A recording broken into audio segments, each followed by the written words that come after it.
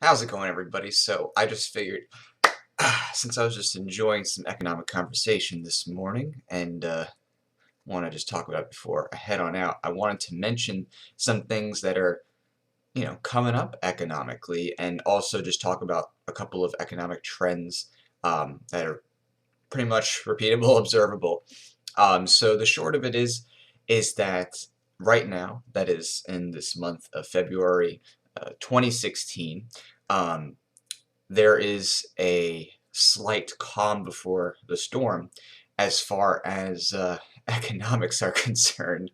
And what's happening here is that due to lower fuel prices, gas prices in particular, and that has been created through a couple of different things, competition from shale oil, um, some things with ISIS selling off oil at low prices, some negotiated deals, including the Iran lifted sanctions deal. There's a couple of things that came together at once here that have caused oil prices to drop a bit. And it should be no surprise, anytime that there's an election year coming up, typically those in power like to do their best to see what they can manipulate to get gas prices lower, because usually people tend to be happier when fuel prices are lower. And the reason is because any product that is an underlying product to all services and goods in an economy will greatly affect the wealth of that economy when it fluctuates in terms of price. So whenever you have lower gas prices, it's going to eventually lead into other things being cheaper when it comes to shipments of goods and so on and so forth. Of course, there are some types of products that the contracts are negotiated so far in advance for so long that it doesn't shift as much. But generally speaking, lower gas prices means real savings in people's pockets. It's very evident. The problem is, though, is that because people are in such great debt right now, most of that savings that people have been feeling through lower gas prices, and of course with their tax returns, is all going into debt repayment. So there's a current calm where people are feeling, okay, a little bit of relief due to a significant drop in gas prices, especially as compared to a tracking period over the past 2 years. Um, but that, of course, is going to change once gas prices go back up. And gas prices will most certainly go back up when the government continues to intervene into these things, including proposing new taxes, federal taxes on gas, on gas consumption, possibly new wars leveraged, other types of economic interference through legislation and foreign policy, that's going to make it go back up. And when it does, if it goes back up, which it most likely would after elections, after things get settled in a new administration, it would definitely cause another type of collapse. Again, people are feeling a sigh of relief due to the gas price drop. They're feeling that savings in their pockets. It's leading to them to be like, okay, I can make my bills. But again, everybody in the U.S. by and large has little to no savings. Is living paycheck to paycheck. That is the current average status when you look at total debts liabilities compared to savings. Much of the wealth of the average American has been eroded due to inflation, taxes, and regulation.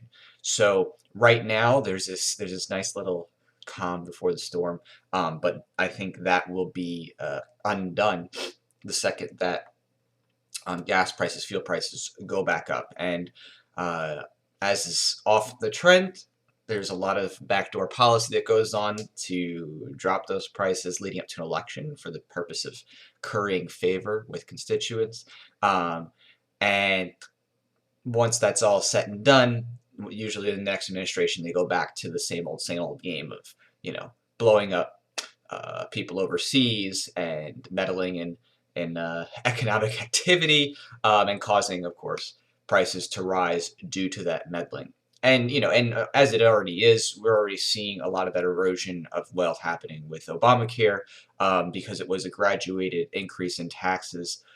First year about $9,500, second year, $300-ish range, and then it's going to keep going up and up. So as that starts to increase, more and more people are going to be hurting financially. It's going to kick out a lot of people's ability to save. or ability to have a reinvestment capital, or just even have on a better level discretionary income. So, and as we've seen, I think most people have seen in their insurance plans, they're getting a heck of a lot less for the money they're paying. It really is kind of pathetic. The health insurance plans that are out there at like a base level, you really have to hope that you lose an arm or a leg to actually benefit from the policies that a lot of these people are offering, which is pretty sick. And that's, of course, thanks to all of the bureaucracy and legislation that's all the regulations within Obamacare. It's a rule of economic thumb.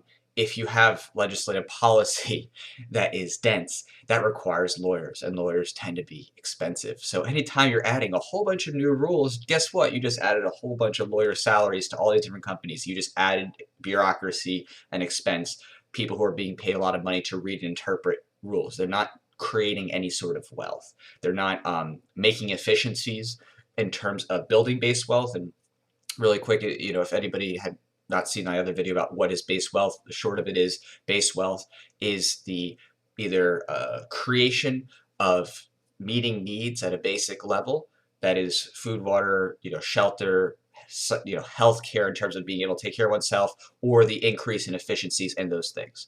Again, we consider wealth from an economic perspective.